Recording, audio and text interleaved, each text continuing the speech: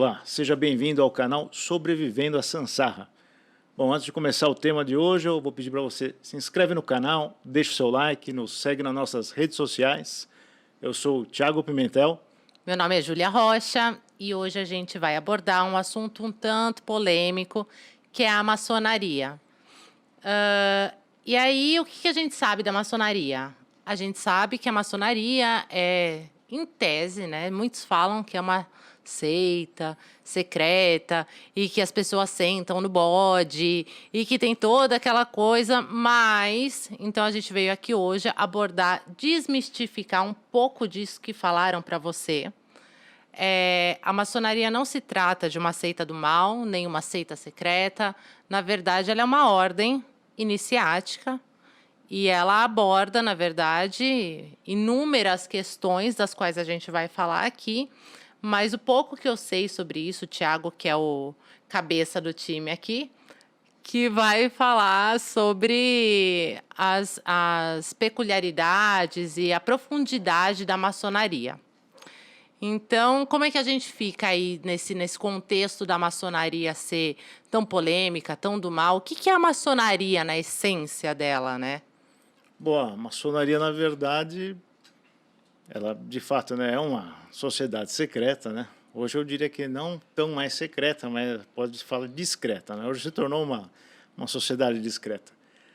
E, lógico, né, como você precisa ser convidado para entrar, né, tem isso, né? Então poucas pessoas de fato conhecem os segredos, né, que acontecem lá dentro. Por isso que se torna tão essa parte talvez secreta. Mas todo mundo sabe onde tem um templo, né, maior, todo mundo vê nas cidades, né? Observa quando você entra né, na entrada da cidade, tem aquele símbolo maçônico, aquele símbolo do Rotary, né? Então você sabe que lá acontece alguma coisa já em termos de maçonaria, né? E a origem da maçonaria, eu sei que é uma escola, uma ordem antiga, né? Agora, o quão antiga, eu acho que pouca gente sabe mesmo. A gente sabe que tem muitos maçons aqui, muitos maçons ali. O Brasil é um país onde eu acho que a gente tem bastante maçom, né? Mas isso eu estou falando baseado no que eu acho, não no que de fato eu sei. Onde que tudo isso aí da maçonaria, onde toda essa história começa? Bom, a história é antiga, na verdade, né? Muitos dizem, né? A maioria, pelo menos, tem essa concepção que nasceu na época do Iluminismo, agora, mas foi, na verdade, um pouquinho antes, né? Um pouquinho antes da época de Cristo, né? Começou a maçonaria. Então, a maçonaria começa com a construção do Templo de Salomão, né? Então, Salomão queria construir um templo, né? Salomão, que era filho de Davi, né? Davi, autor dos Salmos, né? Na Bíblia. Certo. Então, Salomão ele fala, bom, preciso de um pedreiro, de um mestre pedreiro para tocar essa obra aí, né, fazer esse templo. E aí ele começa, dentre os conhecidos, né, quer dizer, como ele era rei, né, também os reis, né, próximos, das cidades próximas, ele começa a perguntar, ele pergunta então para o rei de Tiro, né, que chama Hirã, e ele fala, você tem alguém para me indicar? Então ele indica um homônimo dele, né, o Hirã Abif, né, então o mesmo nome. Ele fala, é um excelente mestre pedreiro, né? Quer dizer, pedreiro, mestre maçom. Aí ele falou, tudo bem, então chamou Hirã Abif para a construção do templo, e é aí que começa essa construção do templo. Desculpa te interromper, mas esse Irã Abif, Sim. tá, ele era um mestre maçom, ele era tipo mestre de obra. Isso, Ele era o engenheiro ele fazia os desenhos, desenvolvia os desenhos, como é que era? Quem era ele? Ele era como se fosse um engenheiro da época, né? Que como pedreiro, né? Em francês é maçom. Então, o pedreiro na época ele executava, na verdade, além da construção, pôr a mão na massa, né? Propriamente dito, eles também eram artistas, né? Então, o pedreiro era um artista, ele fazia arte real, né? Então, lógico, além da construção, então quando você vê aquelas pilastras, né, colunas, tudo ornamentadas, eles faziam esses desenhos também. Que interessante. Eles eram realmente escultores, né? Além de pedreiros simplesmente, né? E ele era designado como mestre, né? E tanto é que daí que surgem os 3 graus simbólicos da maçonaria, né? Que são os 3 primeiros graus: aprendiz, companheiro e mestre, sendo que Hirã Abif era mestre. Então desculpa, ele foi o primeiro maçom? Sendo assim? Não, na verdade, assim, ele não foi o primeiro, é que já tinha, na verdade, essa escola para pedreiros, né? Na verdade, os pedreiros já eram considerados, na época, homens livres, eles não eram escravos, né? Tá. Então, quando falam Freemason, né, em inglês, né, quer dizer, maçons livres, né? Então, vem dessa história antiga, que é justamente isso, eles não eram escravizados, eles tinham essa liberdade, né, de agir e passar o seu conhecimento e formar, então, novos pedreiros, né? E pedreiros que tinham conhecimento dessa arte real, né, de talhar, né, na rocha, nas pedras, e ele ia passando isso para as novas gerações, e sempre eles também já tinham na época aquela questão das palavras secretas, tal, para ninguém de fora entrar e saber os segredos, né, dessas construções que eles realizavam. De certa forma, então, os maçons também eram protetores desse templo, ou não? Sim, eles eram protetores desse templo, porque protegiam já os segredos deles, né? E a partir do momento que se constrói o Templo de Salomão, eles passam a proteger os segredos que lá dentro são praticados. Esses segredos a gente sabe, aliás, a gente não sabe, mas a gente imagina, né, que, bom, estavam ali na arca, na suposta Arca da Aliança, né, que todo mundo, que na verdade existiu a Arca da Aliança, mas ninguém sabe onde foi parar a Arca da Aliança, onde está escondida a Arca da Aliança. Então, em tese, os maçons protegeriam esse segredo de dentro da arca, é isso? Sim, talvez então esse seria o maior segredo, então, né, da maçonaria, que o resto são símbolos, né, que a gente pode tratar daqui a pouco, mas assim, realmente esse grande segredo fala, tá, a Arca da Aliança, mas o que tem dentro da Arca da Aliança? Então, a construção do templo, o templo, quando foi construído, né, antes de ser construído, ele ficava no deserto, de forma itinerante, com o êxodo hebraico, né, dos hebreus na época, ele ficava então com esse êxodo, e eles montavam esse tabernáculo, que eles chamavam de templo, que tinha 3 partes. A partir do momento que o rei Salomão fala, vamos construir o templo, Hiram Abif, então, ele é tido então como mestre maçom para realizar as construções de templo, então eles constroem. A primeira parte tem uma parte de fora, que seria o pátio, né, que chama átrio, então, que fica exatamente na porta de entrada, né, para fora, é o local onde os maçons, então, eles se concentravam, deixavam todos os pensamentos mundanos para fora e entravam para dentro do templo, no primeiro lugar, que chamava santuário, ou lugar santo, justamente para trocar essas ideias, né, para trocar esses conceitos. E após esse salão, né, quer dizer, o santuário, né, aí tinha esse terceiro espaço, né, então essa terceira sala chamava Santo dos Santos. No Santo dos Santos é exatamente onde ficava a Arca da Aliança. Aí você fala, o que tinha na Arca da Aliança, né? Historicamente dá para saber, na verdade dá para traçar um pouco pela Bíblia, né? Que ela também tem algumas pistas a respeito do que tem, então, dentro da Arca da Aliança, seria nada mais, nada menos do que os 10 mandamentos guardados dentro da Arca da Aliança. Então, seria essa proteção moral, a proteção dos costumes, entendeu? De seguir aquela vida para uma humanidade cada vez melhor. E também, lógico, né, tem aquela lenda que talvez tivesse um pedacinho do santo sudário usado por Cristo guardado também dentro da Arca da Aliança. Já ouvi falar também que lá dentro poderia haver restos de Cristo, né? Exato. A gente escuta muita coisa. Essa foi uma das lendas também, restos de Cristo, talvez um pedaço da tíbia de Cristo, né? Eu já tenho até um livro que fala a respeito disso. Mesmo? Eu falo, será que é verdade? Será que não é? Talvez seja mais uma lenda, uma tradição oral que foi sendo passada aí durante o tempo, né? Eu tenho aqui a minha opinião mesmo, de que tinha muitos segredos aí dentro dessa Arca da Aliança. Assim como a gente sabe que a Igreja Católica guardou muitos documentos e que a gente não tem acesso e talvez a gente nunca tenha. Espero que um dia a gente consiga saber o que tinha, né? Porque a gente sabe que a Bíblia ela é cheia de metáforas, né? Na verdade, não é ao pé da letra, como muita gente interpreta. Eu sei que eu estou saindo um pouco do assunto. Exatamente. Mas eu acho legal comentar. Eu acredito, né, que talvez na Arca da Aliança, de repente, tinha o quê? Muitos pergaminhos, muita informação, muita história daquilo, tudo que eles passaram, inclusive nesse período Talvez sim, acho que também tem lendas, tantas lendas a respeito, né, do que tinha dentro da Arca da Aliança, que dizendo até que teriam pedaços da escritura do Mar Morto, né, ou apócrifos de evangelhos aí que a igreja simplesmente não quis saber de fazer parte nem do Velho nem do Novo Testamento, né? É engraçado isso, né? Como as religiões acabaram se repartindo, se dividindo e cada um cuidando, quando na verdade a verdade é uma só, né? Eu acredito muito nisso. Lógico que eu não. Acho que toda religião tem teu fundamento, tem a tua história, até é muito legal. Mas eu acho que se a gente unir um pouquinho de cada uma, a gente chega num contexto histórico aí incrível, né? Se a gente conseguisse fazer isso, né? Se desse para reunir, ia ser legal Por fazer isso que um o compêndio. ocultismo é tão legal, né? Eu gosto muito. É, já que a gente está falando do Templo de Salomão e de todas essas questões também religiosas, eu queria saber, a maçonaria, ela tem alguma correlação com uma religião? Ou, porque, né, como a gente escuta muito, que a maçonaria é isso e aquilo, e senta no bode, não sei o quê, e é do mal, e tem o Bafomete. Como é que funciona a questão da religião? Bom, a maçonaria ela se alimenta de uma fonte judaico-cristã, né?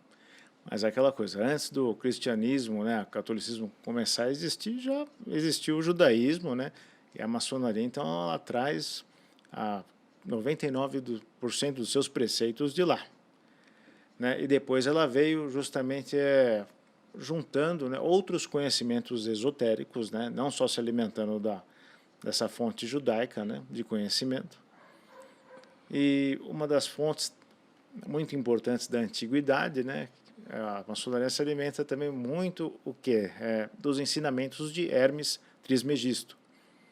Então, né, é o pai do hermetismo, né? Hermes Trismegisto, ele... Tudo que está em cima, está embaixo.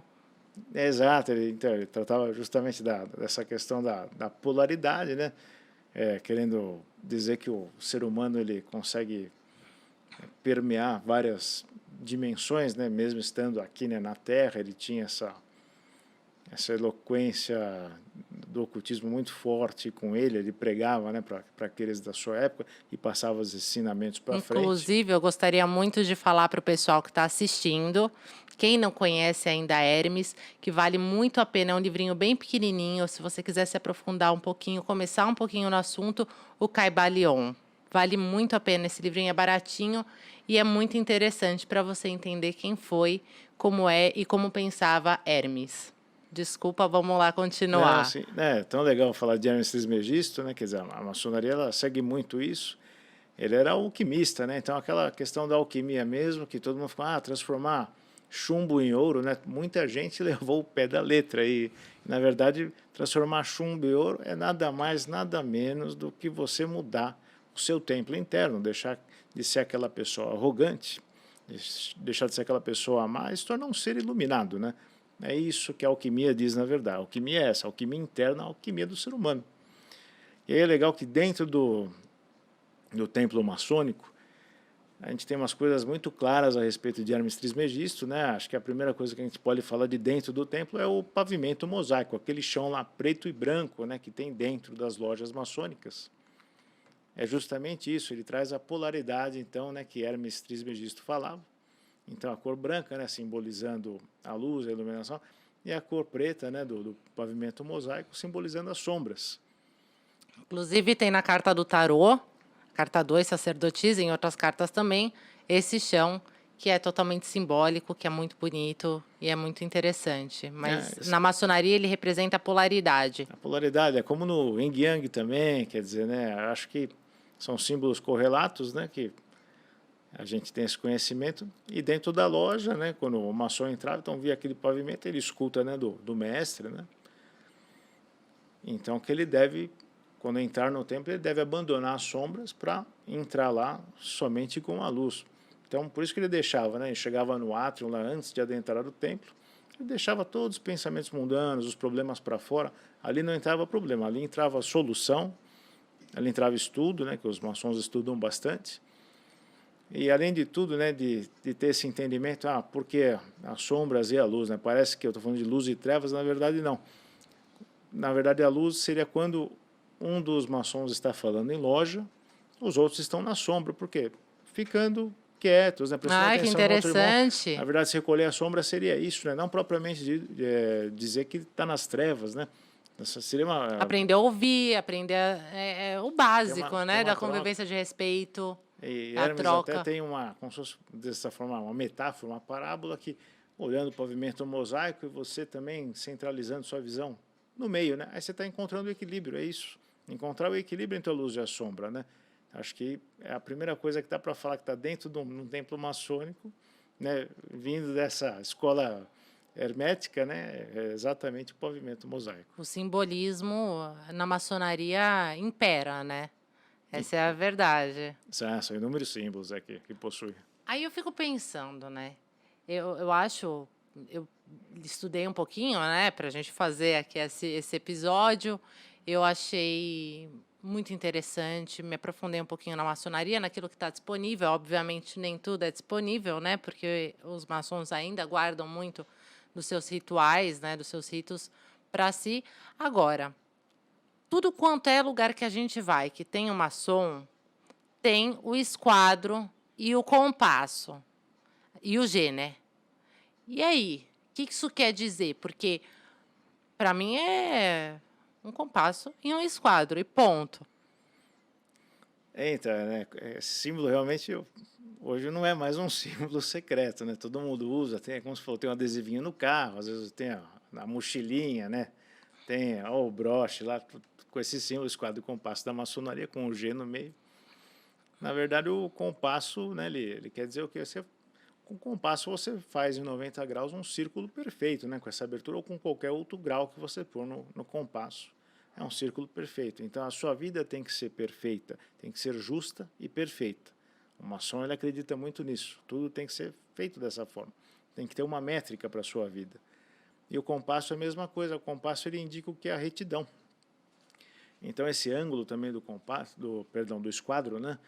Ele tem que seguir a sua vida com retidão. Então não existe meio caminho para o maçom. Ou o maçom faz o que é certo, o que é justo, ou normalmente quando o maçom ele se desvirtua, ele acaba não ficando mais no convívio dos seus antigos irmãos maçons, né? Entre os maçons. Entendi. E Faltou o G, né? Desculpa, né? E é isso que eu ia o G no perguntar meio do do G. É. G no meio do esquadro do compasso é justamente God, né? Em inglês Deus, né? Quer dizer, é isso que Ah, simboliza, então, porque os maçons eles acreditam numa criatura, numa força maior criadora. E, no caso, eles identificam Deus como Gadu, né? Que é o grande arquiteto do universo. que é muito bonito, por sinal, falar isso. Falar grande arquiteto do universo, porque nada mais é. Seja qual for a sua crença, né, religiosa, mas é o grande arquiteto mesmo, quem Encaixa é perfeitamente em qualquer perfeitamente. religião, qualquer seita. É uma boa Perfeitamente. nomenclatura para utilizar. Inclusive, então, aproveitando o simbolismo, é uma curiosidade, né, que a gente vê em todos os lugares também, o triângulo com o olhinho lá dentro. Muita gente fala, não sei o quê, os Illuminates, ou não sei o quê, e que é de uma ordem, eu já ouvi falar isso, de uma ordem extraterrestre, não sei o quê, mas eu acho que ninguém tem a plena consciência do que é, da onde veio, de quem pertenceu, a quem pertence esse simbolismo, né? É engraçado assim,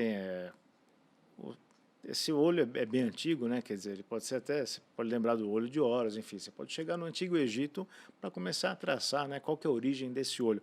É o olho que tudo vê, o olho de Deus, na verdade, que Deus está sempre de olho naquilo que seus filhos estão fazendo. E além disso, aí quando você fala, está dentro do triângulo, né? O olho, né? Você fala, pô, que legal, né? O triângulo ele gera interpretações trinas, né, sempre, né, quando a gente começa, o Pai, Filho e Espírito Santo, enfim, mas a gente não vai entrar nesse contexto. E durante o Iluminismo, né, a Revolução Francesa, né, então traz o lema também, o triângulo, né, então cada parte desse triângulo seria a liberdade, a igualdade, repousando em cima da fraternidade, que é a base. É isso que a maçonaria entende, também no olho que tudo vê. Então, são alguns significados, né, que os maçons têm esse entendimento.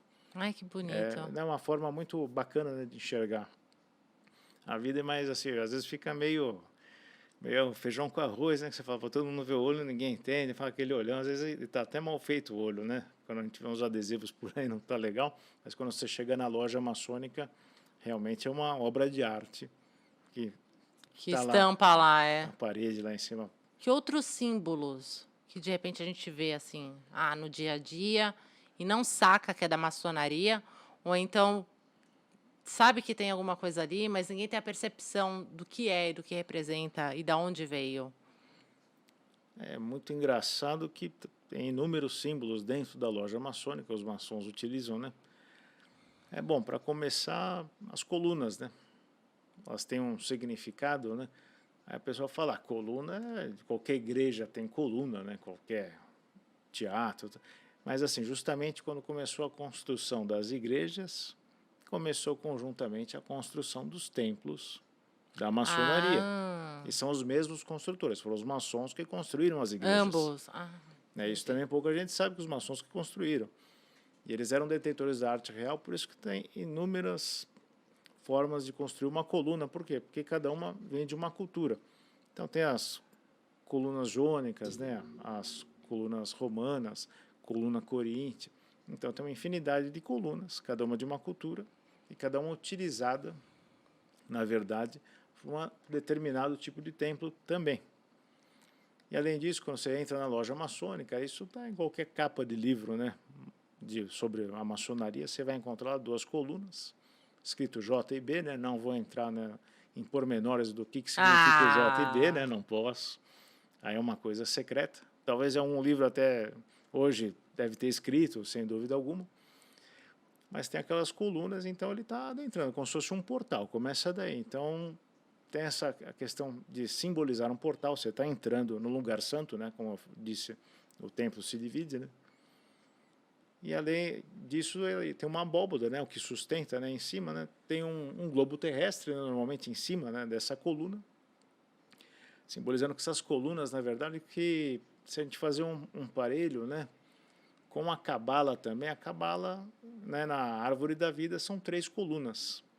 E as duas colunas, né, que uma coluna seria do entendimento e a da severidade.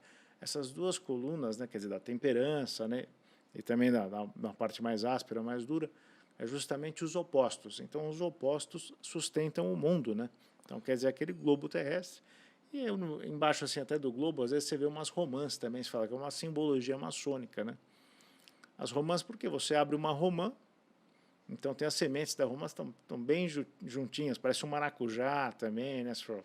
É. Bem juntinha, né? As sementes, quer dizer que os maçons no mundo sempre estão unidos. Isso não deixa de ser uma verdade. Por mais que você saiba que são alguns ritos que a maçonaria exerce em diversos países, né?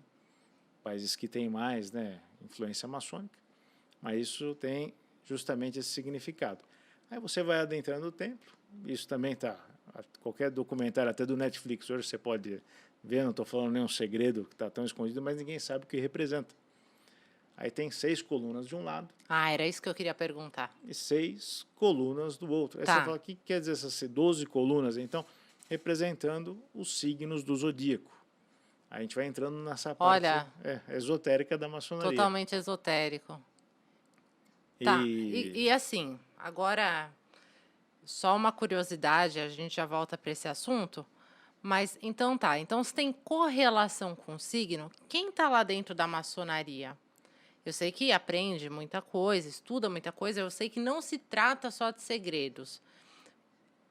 Essa simbologia, ela é abordada, o porquê da correlação aos signos, lá dentro. Não estou pedindo para você expor nada do que aconteça lá dentro, de fato, que a gente não possa saber, né? Até em respeito aos maçons, óbvio, né? Então, quando o maçom entra, como a gente estava falando, aprendiz, né, como eu estava explicando agora de Hiram Bife, companheiro, mestre, então esses são os 3 graus, né, que começa a maçonaria, os graus simbólicos são chamados. Então, do 4º grau até o 33º, que são 33 graus a maçonaria, aí são os graus filosóficos, que é aí que entra esse estudo a respeito desse entendimento do mundo a partir de várias visões, não só, né, do judaísmo, que é uma das mães mesmo da maçonaria em termos do conhecimento, o hermetismo também não. Aí a gente começa a trazer justamente a astrologia, faz parte, a astronomia também faz parte. tantos outros ocultistas, né? Na maçonaria se estuda um pouco de tudo. E no céu do templo maçônico, a gente fala, no teto, né, a gente fala, ó, o céu lá, né? Tem constelações também pintadas, né? O sol, né? A lua, né? Então, nós Para o maçom se guiar simbolicamente, é isso? exatamente para o É maçom isso? se guiar, tem a ursa maior, quer dizer, tem um pouco de tudo lá no céu, não vou falar agora todas, né? Tem Aldebaran, enfim, tem as Picas, tem algumas constelações. E aí você consegue se orientar e, lógico, a partir do que você vai subindo nos graus, aí você vai tendo esse entendimento do porquê também dos signos, né? Fazerem parte, se correlacionar com o ensinamento que vai ser tratado naquele grau que o maçom vai estar, né? Eu noto que a maçonaria e outras ordens iniciáticas, elas têm uma correlação não só com a astrologia, como você mencionou agora, mas com a numerologia, né? Eu vou me abster aqui de fazer minhas observações numerológicas em cima disso, porque são minhas observações e talvez nem convenha dizer. Agora, então a gente tem o 2, o 3, aí pulam alguns graus, não é? Então, são eu não posso falar como funciona na Tá, verdade, né? tá. Mas assim, você percorre todos os graus, mas às E vezes você até não o permanece último, nesse grau, né? É assim que funciona. você Você já pode passa para evoluir. outro, mas eu não posso falar qual exatamente, essa é a Tá. questão. E o último grau é 33,5? O último grau da maçonaria é o 33,5. Agora, um questionamento. O 33,5, ele tem alguma correlação com a idade de Cristo? Sim, exatamente. Olha isso. O 33 quer dizer isso. O grau 33 você chegou, então, nesse estágio de iluminação, né? Você é um grão-mestre, né? Você chegou num estágio de iluminação. Você já aprendeu muita coisa, você já... Em tese, né?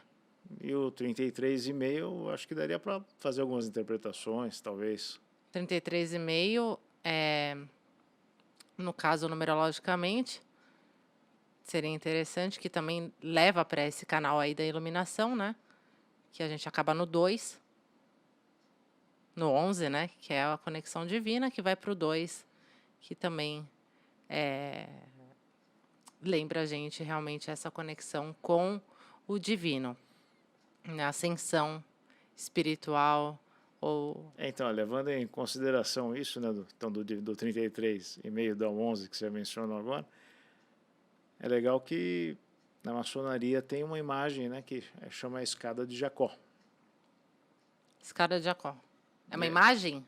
Ou é Tem uma um... imagem assim, que se chama a escada de Jacó, e aí tem escritos a respeito dela, né, explicando o que se trata. E é justamente isso, você vai subindo degrau por degrau, até chegar nesse degrau 33.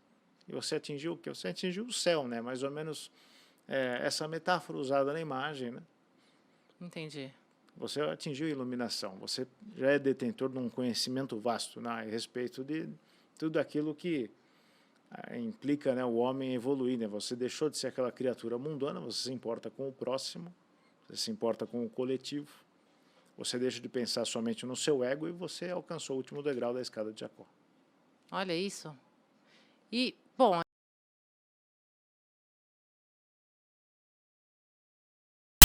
muito grande, ela tem uma representação histórica muito grande. Agora, eu vou pular um pouquinho um assunto que eu fiquei muito curiosa. A gente sabe que a maçonaria é muito grande em alguns países, a gente sabe que nos Estados Unidos a maçonaria é bem grande. Então, eu queria que você contasse um pouquinho dessa história da maçonaria lá nos Estados Unidos, que eu sei que ela ganhou bastante força lá, né? E muita coisa se iniciou ali. Sei que tem alguns maçons memoráveis que dá para mencionar. E qual que foi o papel da maçonaria? A gente sabe que teve muita interferência política, que eles tiveram muita força política no passado, não sei como é hoje, depois a gente vai falar disso um pouco, mas qual foi a importância política da maçonaria lá nos Estados Unidos e aonde mais você quiser contar para a gente? Então, acho que a parte moderna agora da maçonaria, né, ela vem influenciando muitos movimentos, né, no mundo, como o próprio iluminismo que eu havia mencionado, então ela influencia, né, justamente com o lema, né, da Revolução Francesa, né? Igualdade, liberdade e fraternidade. É um lema maçom, na verdade, foi traçado dentro de loja maçônica, né? Aí sempre falam, todo mundo fala que os maçons fizeram tudo, é lenda. Na verdade, não. Toda loja maçônica, quando você tem uma reunião, é feita uma ata. E hoje, nos países, essas atas são registradas, né? Então, todo mundo tem acesso? Na verdade, não. Só quem faz parte, né, da maçonaria é aquela pessoa lá, né? O cartorário está registrando aquela ata. Então, sabe daquela história. Então, são documentos registrados desde longa data, né?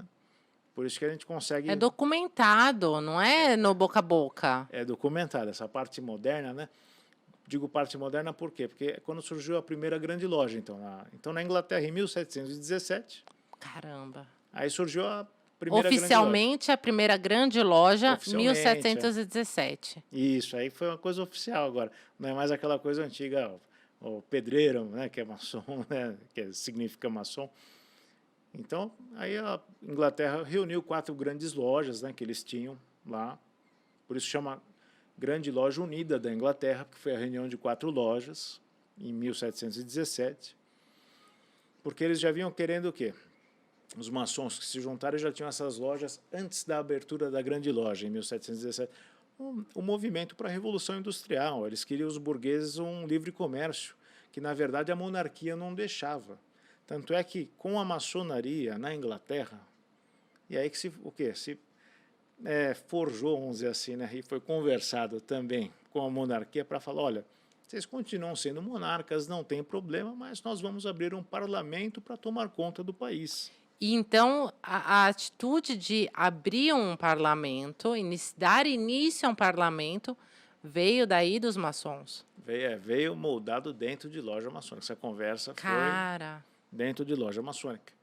Aí é legal que, lógico, né? Isso influencia muito, né? E a França também, com ideais muito mais libertários, né, do que qualquer outro país, né, que a gente já viu, né, desde a Idade Média. Então, a França é um exemplo disso, da liberdade. Ela também, né, foi se reunindo um tempo depois, né, aí que se abriu a grande loja da França. Porque, assim, a gente sabe que na Inglaterra existe esse tradicionalismo mesmo, eles são hiper tradicionais, e a gente sabe que tem inúmeros ritos a maçonaria, né? Então, cada um segue um tipo, não sei exatamente cada lugar, como é que funciona. Agora, eu sei que existe a maçonaria feminina também. Ela tem correlação com a loja da Inglaterra?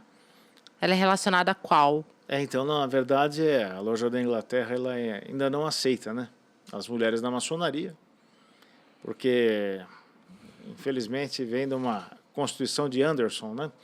Na verdade, a Constituição de Anderson é nada mais, nada menos do que uma Constituição para os maçons, né? Então, são regras lá, né, de como viver, como ser maçom, né, o que se pode fazer, aquela coisa da moral dos bons costumes e como agir em loja, né, como agir para a evolução. A Constituição de Anderson trata disso. E, infelizmente, tem essa proibição de só homens, né? Mas essa parte onde a maçonaria feminina existe, ela é ligada a qual rito? Então, a maçonaria existe ligada à grande loja da França. A maçonaria feminina. A França, por ser libertária sempre foi, na né? história, ela continuou trazendo isso consigo, e as mulheres têm suas lojas maçônicas, né, suas grandes lojas, faz separado, não tem loja mista, né? Às vezes até tem, acaba acontecendo, mas não é uma coisa formalizada. Não é uma isso, tradição, né? nem é comum. Não é comum, né? E acho que não seria também nem certo, né? Porque acho que cada polaridade tem que ter a sua loja e trabalhar suas energias, sim, como as mulheres hoje têm as suas lojas maçônicas também, tem a grã-mestre, né, maçônica, tem a venerável mestre, tem que ter, justo e perfeito que seja feito dessa maneira. E na Inglaterra não, né, continua tradicional como sempre foi. Na Inglaterra acho que vai ser tradicional ainda por mais 500 anos, né? Acho que eles não vão mudar esse acho que eles estão vista. melhorando bastante, sim. A gente vê, inclusive, essa parte da monarquia, tem melhorado. Mas já na parte, então, tem essa questão da maçonaria feminina ter vindo da França, mas antigamente, lá no inicinho da maçonaria, como se tratavam de maçons, de fato, pedreiros, talvez as mulheres, por questão de força física, porque naquela época demandava muita força física você trabalhar com uma construção. Exatamente, acho que tem que levar na literalidade, né? Quer dizer, ser pedreiro, né? Quer dizer, era uma coisa de força física, extrema força, e não era todo homem também que trabalhava como pedreiro, né? Também tem essa questão. E aí só eram os homens que trabalhavam, e por isso que aí quando você tem essa tradução, né? Quer dizer, para a gente agora, né? Na Inglaterra eles chamam de Freemason, né? Maçons livres, mas o termo mesmo vem da França, né? Maçom, que é pedreiro exatamente, né? Por dizer. Então não teria como, naquela época, ainda mais por se tratar de tempos antigos, ser a mulher, né? Por mais que nós tivemos inúmeras sacerdotisas no passado, né? Rainhas, tudo mais, mas não combinava, né? Com o que está sendo proposto na época. Uma mulher trabalhar como pedreiro e fazer parte também da arte real, esculpindo em mármore, né? Talvez ficar batendo um martelinho lá, né? O maço cinzel o dia inteiro para fazer os adornos em colunas. Acho que não daria certo na época, Com por questão certeza. de força física mesmo. Bom, então, se tratando de maçonaria, a gente já falou do parlamento, da influência da maçonaria no parlamento inglês, né, no lançamento do parlamento inglês. A maçonaria teve uma influência americana em relação ao dólar? Ou não teve? Ou é uma lenda? Não teve. Na verdade, a maçonaria, acho que ela funda os Estados Unidos, né? Colocar dessa forma, né? Como independente. Como independente, né? Porque maçons já lá querendo a independência das 13 colônias, né, americanas, vai se tornar depois o primeiro presidente americano, George Washington, ele era maçom, e ele começa a se juntar, né, com outros maçons também em loja, e fala, não, vamos brigar, vamos charmar, vamos expulsar os ingleses daqui, vamos declarar a independência. Né? Isso numa reunião maçônica decidiu-se... Reunião maçônica. Se decidiu Será isso. que tem algum registro acessível sobre isso? Na verdade, ou só dentro da própria maçonaria? Não, na verdade, acho que tem até no memorial, né, que tem lá nos Estados Unidos, você pode ir visitar, né, tem alguns memoriais. É aberto ao público. É aberto, tem a carta, né, a carta da Constituição, né, que a gente vai falar justamente, todos os signatários, né, mas só para, antes de dar esse passo, né, então, quer dizer, o George Washington, ele foi ser o primeiro presidente americano, e quem estava do lado dele, Benjamin Franklin, né, quer dizer, aquele cara que aprendeu, não inventou eletricidade, né, aprendeu a manuseá-la, né, aquela história da pipa eletricidade, né. Então, Benjamin Franklin, inventor fantástico, maçom, Era um cara incrível, era um gênio. Era um gênio, versado em tudo que qualquer incrível. tipo de arte, o cara era um monstro na época, né? Genial, genial. Então eles vão dando um jeito de trazer essa independência para os Estados Unidos. Eles conseguiram se armar, se declararam independentes. Não foi fácil, lógico, né? Nunca é fácil a independência. E na sequência aquela coisa, continuam os maçons reunidos para começar a traçar o que é a Constituição que está até hoje nos Estados Unidos válida. Eles que montaram a Constituição. Exatamente, Samuel Adams, George Washington, Benjamin Franklin, eu não lembro o nome de todos agora. Eram três. Quem quiser consegue encontrar essa informação fácil. Tá bem fácil, na internet você acha. E, quer dizer, 13, né, dos signatários lá, 13 foram maçons que assinaram lá a Constituição. Isso é muito legal, né? Estão trazendo justamente esse ideal de liberdade, que é um dos principais, de igualdade também, todos eram iguais, nas 13 colunas eram iguais e fundaram os Estados Unidos da América, né? Olha que lindo. E, falam que Washington é muito simbólico, né? Então, Washington é fantástica porque ela foi construída, né? Porque George Washington falou, bom, vamos fazer uma cidade maçônica, né? Ele queria uma cidade maçônica. Uau! Aquela coisa meio do ego também, né? O cara falando, vamos construir e tal. Aí ele fala... não sei nem se é do ego, é porque realmente teve uma importância. Teve uma importância. Putz, cara, como que você não vai querer uma cidade maçônica se os caras foram quem organizaram a independência de fato dos Estados Unidos? Lógico que sim. Mas aí ele, não contente, ele começa a pensar, né, de que forma. Ele falou, bom, vou contratar... E na época, os franceses, eles dominavam, né, realmente a arte da arquitetura, né, da com a construção como ninguém, né? Eram verdadeiros maçons, né? É. E ele chama, então, um arquiteto francês chamado Pierre L'Enfant, que simplesmente faz o projeto da capital dos Estados Unidos, Washington. Ele que constrói, então, né? Esse arquiteto francês, maçom também, né? Ai, meu Deus. Maçom também, ele constrói. E aí, desde aquela época, né? Lógico, né?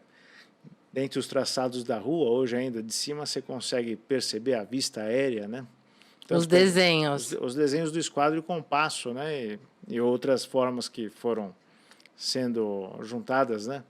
Fora o esquadro e compasso. Entre o Capitólio, né? Você vai percebendo, né? O Memorial Lincoln, né? O National Mall, né? O Memorial Warrington. Aí tem lá o desenho do esquadro e compasso, claramente você vê de cima, né? A cidade de Washington, né? É realmente a cidade mais maçônica que pode ter, é aquela lá. Aí é legal, né, que a gente falando do Benjamin Franklin, né, que participou de tudo isso, aí você fala da nota do dólar, né, que tem um símbolo, né, então você fala, esse símbolo aí, Illuminati, na nota do dólar. Na verdade não é um símbolo Illuminati, né.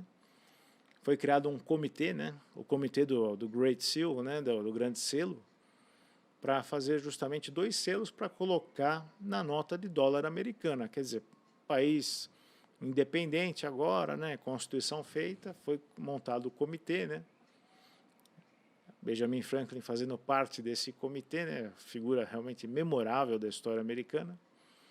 E aí eles criam, né, aquele símbolo, né, que parece uma pirâmide, né, num dos selos, né, da Sim. nota americana. Aí são 13 degraus essa pirâmide, né.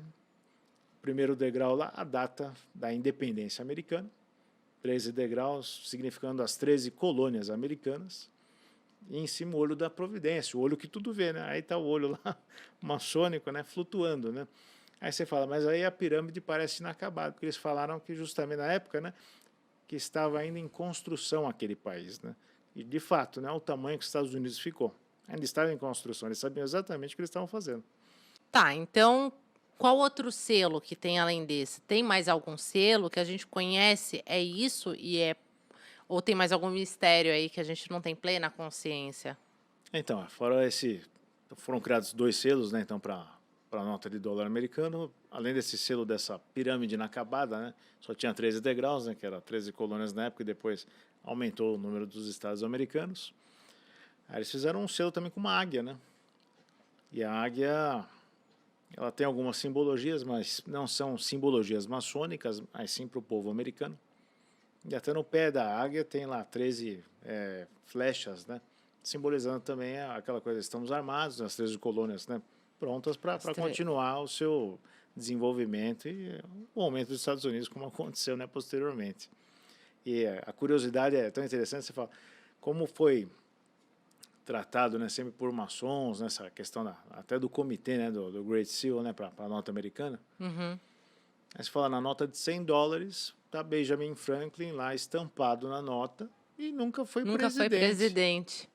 Isso é o mais legal, a importância do Benjamin Franklin para o americano estampar, né? Podia ser, George Washington, Abraham Lincoln, tantos presidentes memoráveis, né? Podiam estar estampando hoje a nota de $100. Não, tá o Benjamin Franklin estampando lá. E nunca mudaram, né? Nunca mudaram. A imagem do dólar ou de... É lógico, o que é legal, você fala que o Benjamin Franklin, além disso, ele, depois de tudo isso, né, feito nos Estados Unidos, e aí ele é simplesmente convidado, né, para ser embaixador, né, o primeiro embaixador americano na Europa é Benjamin Franklin também. Olha que legal, né? Caramba. E aí ele vai ser embaixador onde? Em Paris, na França, ele vai ser embaixador. E ele chega lá com status, né, de primeiro embaixador, lógico, mas também ele é grão-mestre maçom. Que legal. Ele vai ser grão-mestre maçom numa loja, né, lá na França, que chama Les Neuf Sœurs, que são as 9 irmãs. As 9 irmãs. E quem, na verdade, está nessa loja do Benjamin Franklin, olha que ele é contemporâneo dele, né? Voltaire. Voltaire participa da loja de Benjamin Franklin, né? Que essa é uma curiosidade, pouca gente sabe disso daí, né? Realmente, né? A maioria, até dos maçons também não sabe que Benjamin Franklin foi ser grão-mestre na França e Voltaire Que fazia parte incrível. da loja dele, né? Que incrível. E a gente, então, já tem a noção de quantas figuras históricas participaram da maçonaria.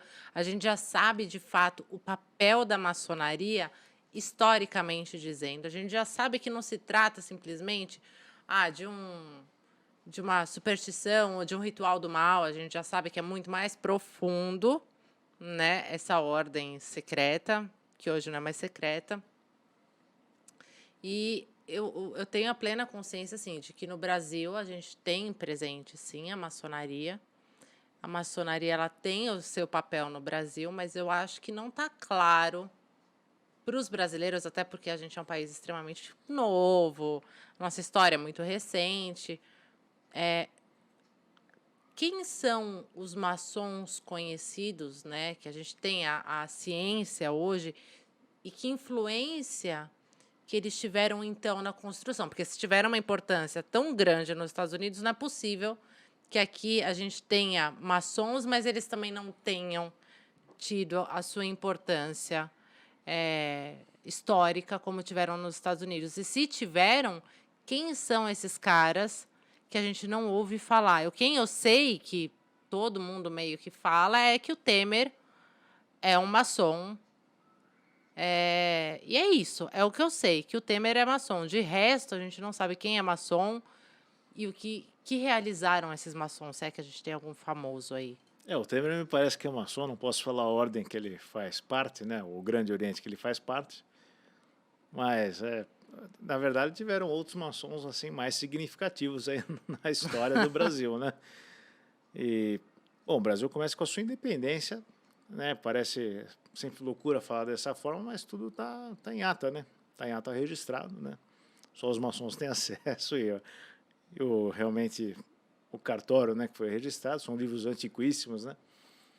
Então começa com Dom Pedro. Tudo se registra em cartório? Todas as atas. Em dentro cartório, do eu achei que Lawson Maçônico, registrava. Registro em cartório. Em cartório, tá.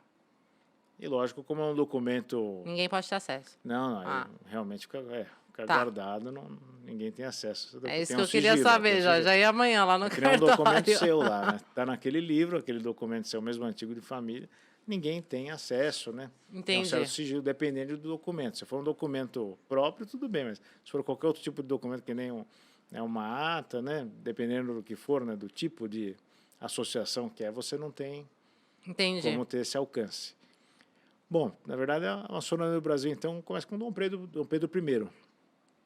Ele era maçom, né? Ele, forçado, né, também em reunião maçônica, ele não queria dar o grito da independência. Na história a gente fala, parece que ele estava dando um passeio aqui, estava tudo certo. Aí ele falou, não, estou cansado desse murmúrio, vou gritar a independência. Não foi bem assim. Ele foi forçado a gritar a independência, né? Que falam que ele teve até uma dor de barriga, não sei o quê. Falam que ele era meio mole. Eu não enxergo o Dom Pedro I como mole, acho que a gente não enxerga, na verdade, os nossos heróis nacionais da maneira como deveriam, né?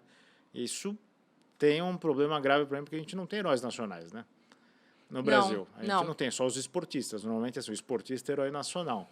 Mas quem fez... Os músicos também, alguns músicos, quem faz parte da história... Mas da história mesmo, não. A gente não reconhece. A gente meio que tem também...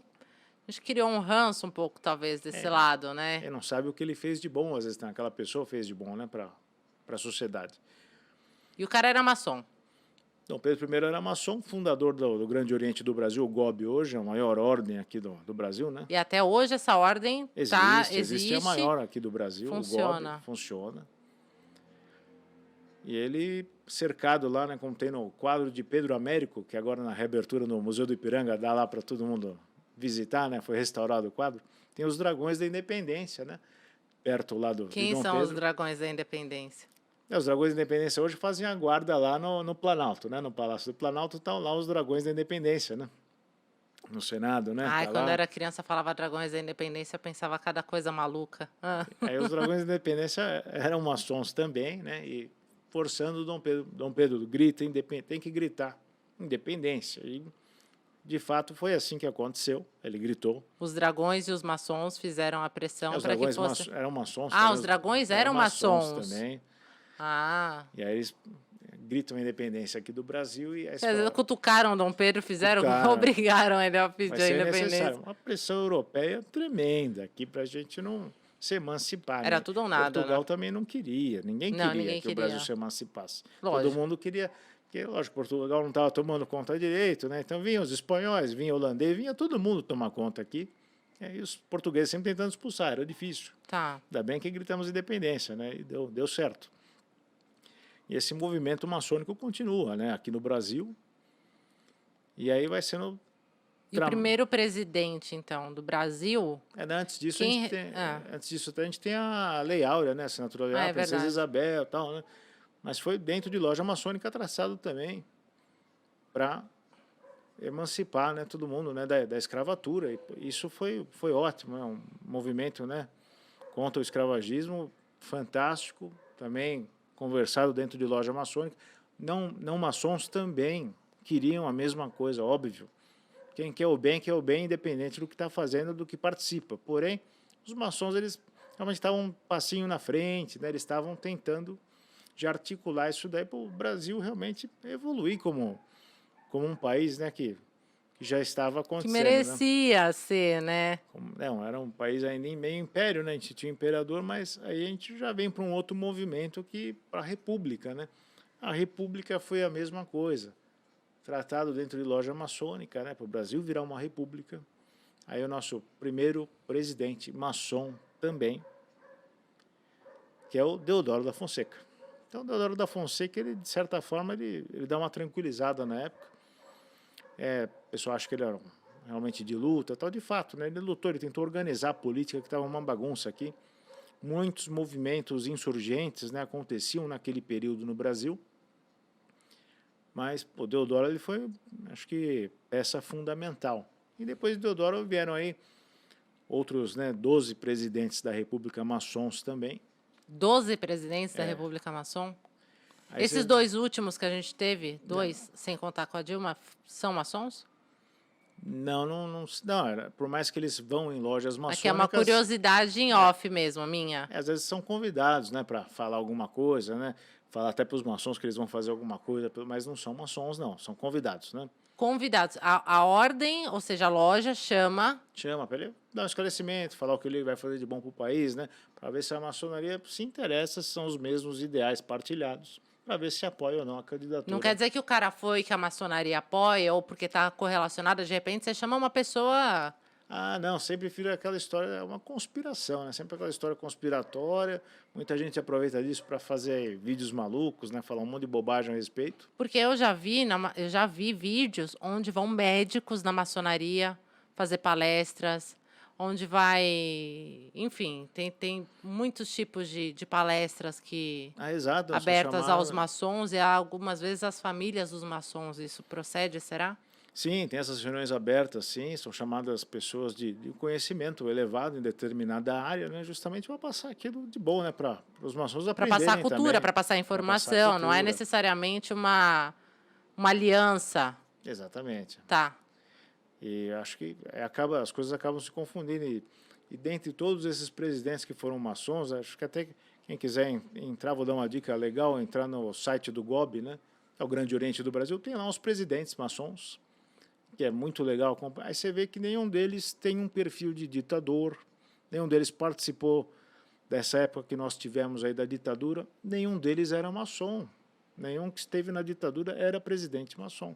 Pelo contrário, que a maçonaria ela quer a liberdade, a igualdade e a fraternidade, sim, quer seguir o lema francês, né, da Revolução Francesa, e a gente acredita nisso, a maçonaria acredita nisso. Né? Entendi. E tem um lema muito engraçado na maçonaria que ela fala que ela transforma bons homens em excelentes homens. Por quê? Porque na maçonaria não entra um cara que tem ficha, né, na polícia. Criminal? Ficha criminal. É o cara que tem qualquer probleminha, né? Tem um BO lá por agressão, qualquer coisa. É feita uma investigação para o cara entrar na maçonaria. E você só entra se você for convidado. Se for convidado por um maçom, por um mestre maçom. Também você tem que ter um grau, né? Você não pode não ser pode aprendiz, ser tipo assim... companheiro, não, você não pode. E aí o cara te convida e você vai... Aí você aceita ou não. Exatamente. Tipo, não é uma convocação também. Não, você aceita se quiser, né? E tem que ter um comprometimento. Tem que ter um comprometimento, uma assiduidade muito grande. Essas reuniões, elas acontecem sempre? Ou é tipo assim, ah, quando teve um BO, aí eles se reúnem? Não. Na verdade, a assiduidade é importante, sim, na maçonaria, É né? tipo um grupo de estudo. Ah, tem que ir toda semana, Mais tem ou todo menos mês. isso. O certo seria ter toda semana, tem uns que são de 15 em 15 dias. A gente entende, na vida hoje moderna é corrida, né? Mas tem gente que se encontra, mesmo em loja maçônica, os maçons se encontram toda semana.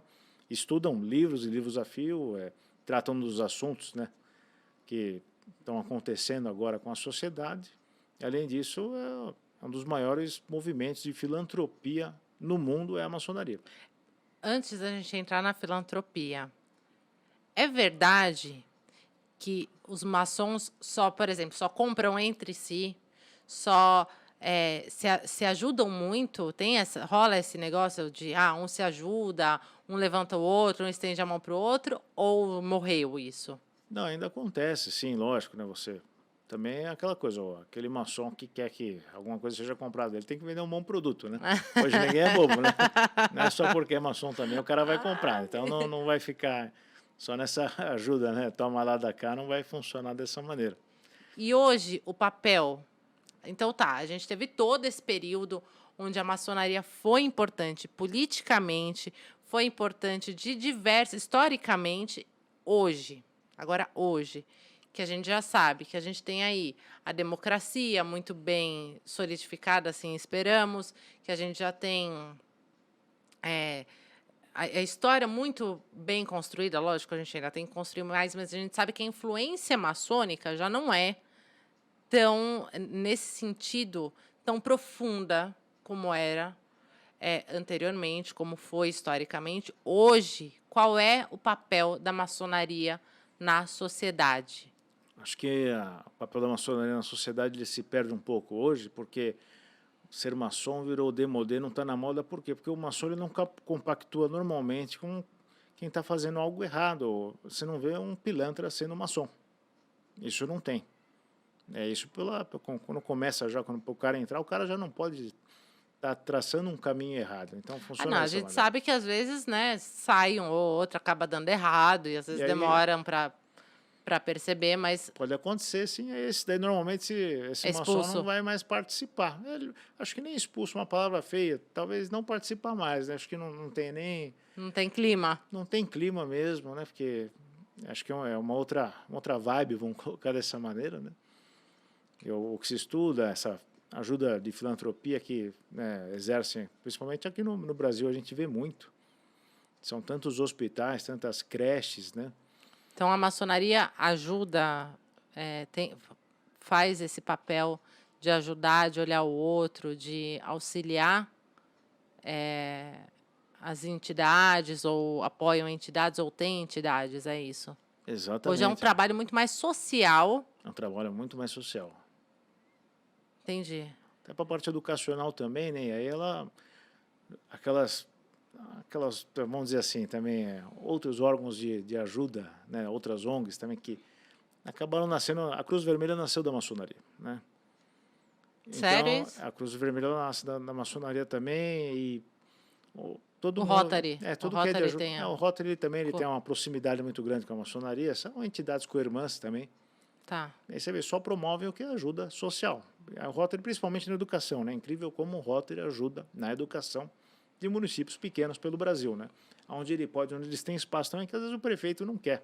Às vezes o prefeito não faz nada na cidade, Meu o Rotary Deus. vai chegar lá e vai ajudar socialmente, né? E acontece, a gente sabe, ainda bem que aparece hoje na mídia, a gente vê Pelo amor de Deus, Thiago, agora que você está falando, Exato, socorro. é dessa forma que acontece.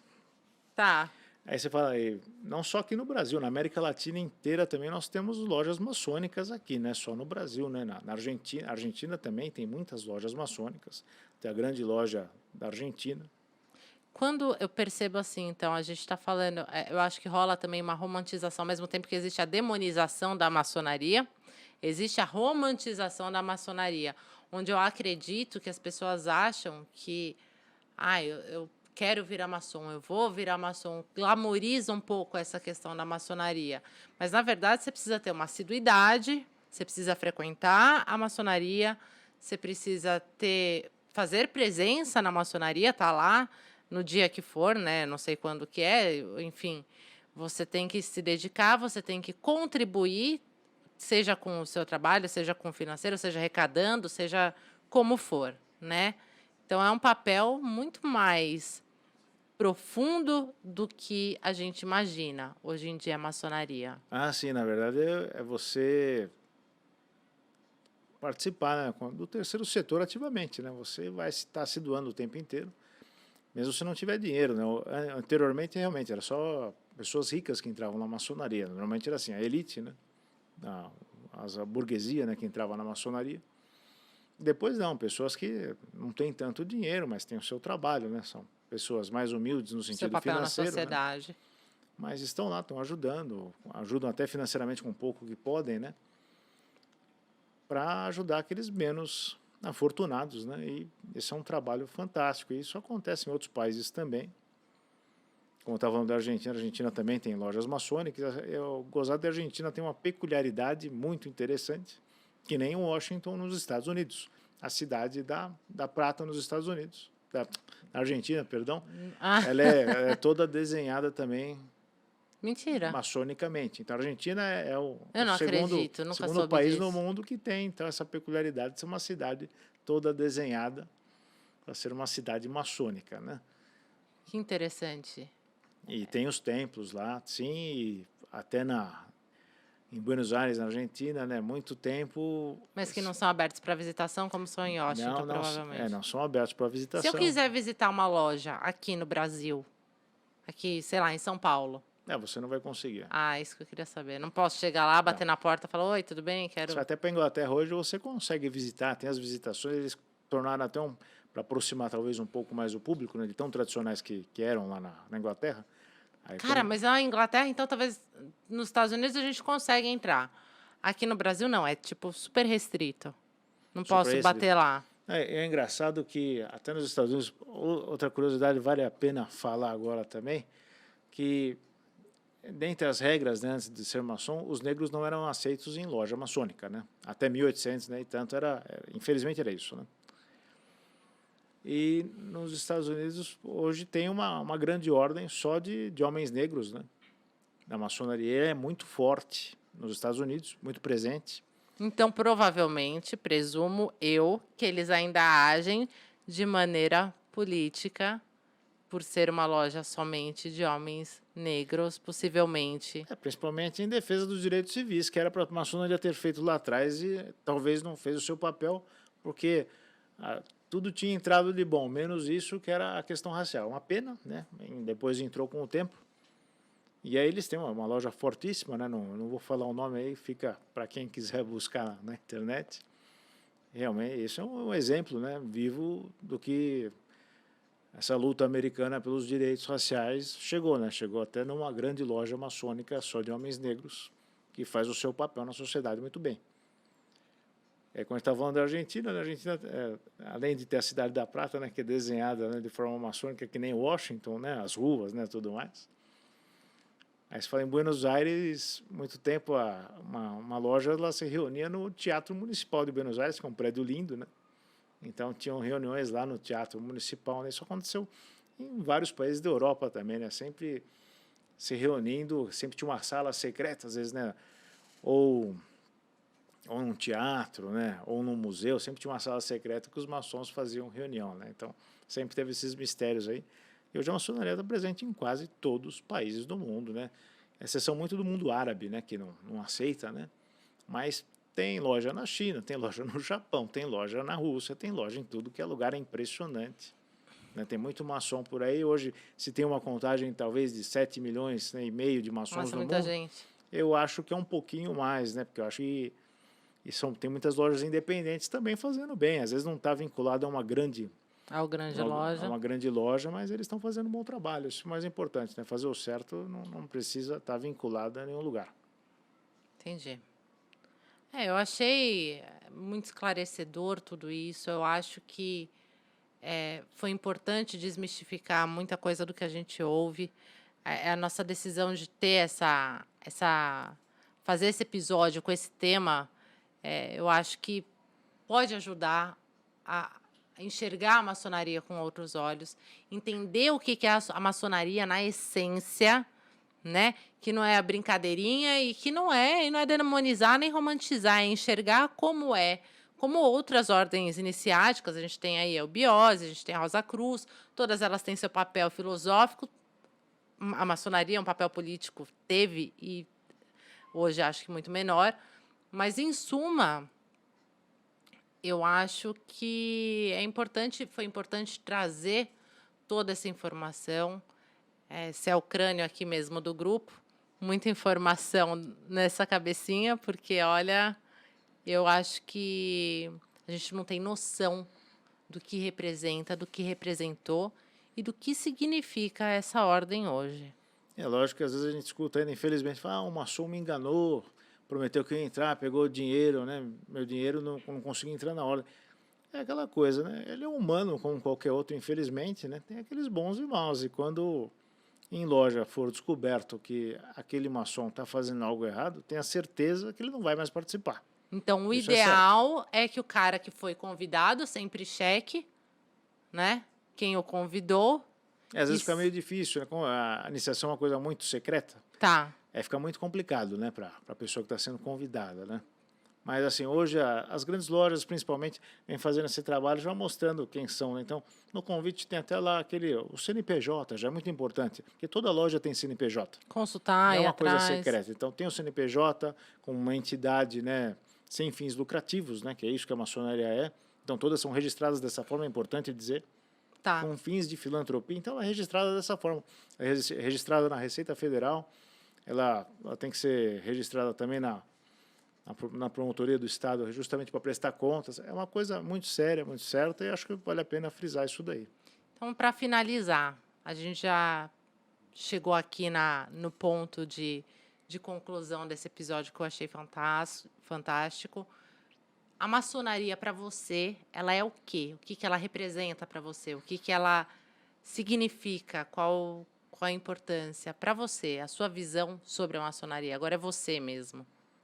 Acho que a maçonaria é uma das maiores escolas filosóficas que nós temos hoje no mundo.